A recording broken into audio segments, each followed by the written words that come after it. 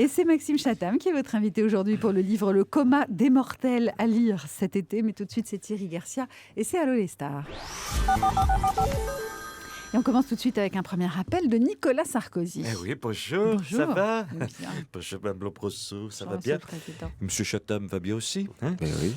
Dites-moi, votre dernier livre, là, il est vraiment formidable. Ah, c'est un connaisseur qui vous parle, en plus, Et hein. vous y connaissez, vous, Nicolas Sarkozy, en littérature policière. Bah forcément, c'est une bonne blague. Hein, la primaire des Républicains, ça va regrouper toutes les spécificités du genre. Tension permanente, rebondissements et scènes d'horreur. Hein, avec les prototypes des héros de polar. Le vieux parrain has-been qui s'accroche, Alain Juppé. Le psychopathe mystérieux, François Fillon. Et le bourgeois de province qui ne sait pas dans quel nid de vipère il met les pieds, Bruno Le Maire. Sans parler de la James Bond Girl, NKM, et de la concierge Nadine Morano. Hein.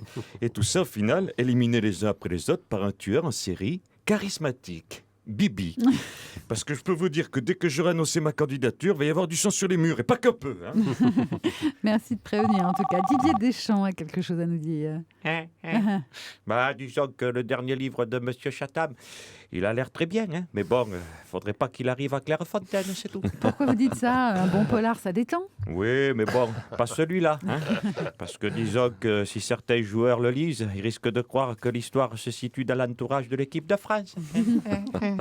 Ou des gens qui foutent la merde sans la ramasser pour faire glisser les autres. C'est pas ce qui manque. Sans compter qu'entre les blessures et les forfaits, notre préparation aussi, elle est entourée de cadavres. Hein.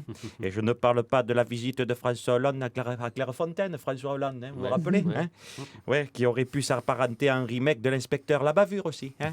Alors, s'il vous plaît, laissez-nous un peu tranquilles, merci. Et vous savez, je Maxime sais Chatham. par source sûre que certains joueurs de l'équipe de France lisent des livres puisque Christophe Jallet me lit, donc je les salue au passage. Ça, c'est un scoop. Je sais pas s'il faut on les le lui saluer. traduit, on le lui traduit. Mais pas du S'il tout. faut dire, Maxime Chatham, que vos livres sont à leur portée. Oh, mais bien sûr, mais vous savez, il y a tous ces stéréotypes, ce genre de foot, Ouais. mais pour beaucoup, c'est pas du tout le cas. Vicage Dorasso, Christophe Jallet sont des très bons exemples de footballeurs fans de lecture. On enchaîne avec ça, je savais pas. un nouvel appel. Bonjour.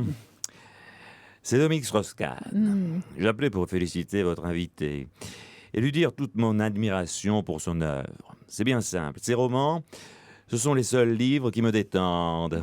Surtout des titres comme L'âme du mal, Prédateur, Maléfice, Que ta volonté soit soit faite. On vous sent effectivement passionné par notre invité. Mais je le suis, Daniela, je le suis. Déjà parce que dans Chatham, il y a âme. Et que moi aussi, qu'est-ce que vous pensez? Je vous en prie, voyons. Et que moi aussi, je me sens l'âme d'un héros de polar. Un tireur en série qui a un gros calibre. Sauf que moi, mes victimes, au lieu de les refroidir, je les laisse chaudes. Très chaudes. Vous avez compris, Daniela, ou je viens vous faire un dessin? Non, ça va, j'ai très bien compris. Dernière à nous appeler, c'est Jean-Marie Bigard. Est-ce malin, les gars? Hein?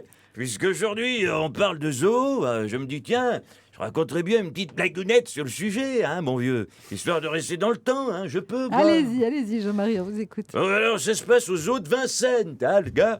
Alors, il y a l'ours polaire qui dit à la girafe, dis donc, la girafe, tu vas où en vacances?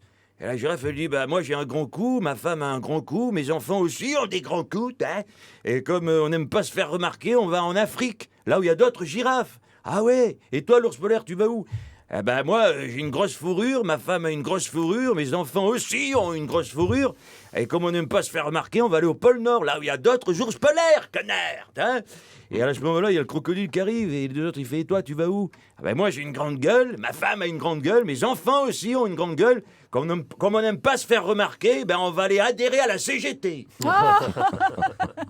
allez avoir des ennuis. Elle est mignonne, hein? Ouais, elle est du jour surtout, vous actualisez vos blagues en ce Exactement. moment. Merci Jean-Marie Bigard et merci Thierry Garcia, c'était Allô les stars.